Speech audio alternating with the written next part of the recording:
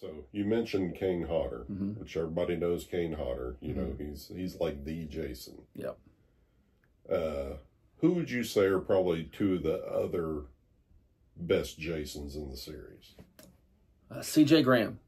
C.J. Graham was great. He had great body movement. And a great guy, by the way. He did our Jason Takes Beaumont event. And I'm not just saying it because of that. That's one of the reasons I sought him out. And it was really cool because he moved like his whole body would move looking and stuff. Like he had this certain crazy move. And he was a Navy SEAL. So he knew, he had like a militaristic move about him. Like he knew how to he was really good. And I thought the underwater stuff they did was incredible. And I thought CJ was great as Jason in that movie because it was different now. He played Jason like it was like a monster, and that's what Kane Hodder kind of took to the next level. But he played like it was a monster.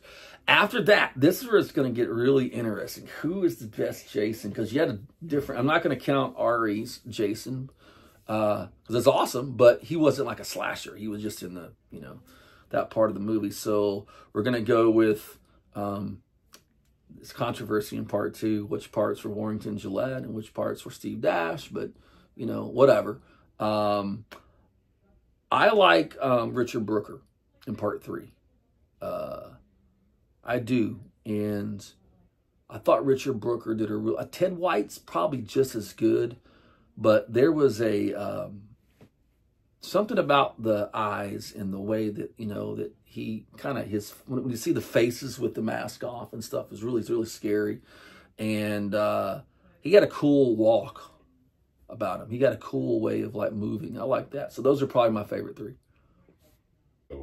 I don't think anyone would accuse the Friday the 13th movies of having any kind of message. No. But when I watch a movie like that, I do tend to kind of garner my own message out of it, if you understand what I mean.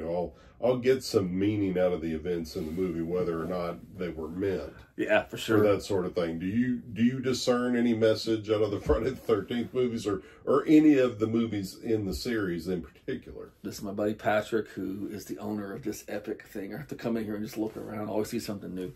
That's a real good question, Pat. Like I said, they probably aren't the most message-centric movies of all time. They're fun horror movies. The main thing I get, and I've got it from the very first time I watched Amy Steele bear the pitchfork, or Alice swing the machete, right? Survival. Survive at all costs. That there is evil, and there are just the rest of us, and sometimes evil shows up around the rest of us, and you got to dig deep sometimes to survive. Because one of the things I think is underrated in these films is actually the acting of some of these survivor girls. I mean, if you took the same performance and it was not, Warrington Gillette coming out of the window or, whoever, and it was Anthony Hopkins, and being Hannibal Lecter, these could be Emmy Award-winning performances. Some of these girls that survived, especially the first couple, were really, really good. So survival, that's what I think. Survive at all cost. I mean, think about particular movies. Part 7, The New Blood.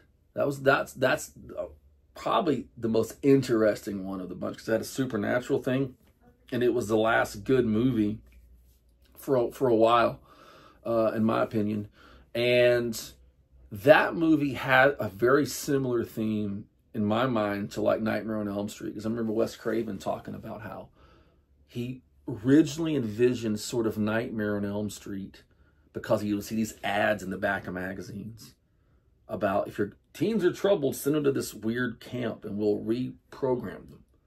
And you have this doctor in there who's like, to me, that one kind of had this idea of like, there's a monster and he's burnt up and jacked up and evil. He's a zombie at this point. He's pretty scary, but there's really just as scary a guy that's posing as your doctor, So there's like, I think that one almost had a theme of like evil has more than one face, doesn't always wear a hockey mask.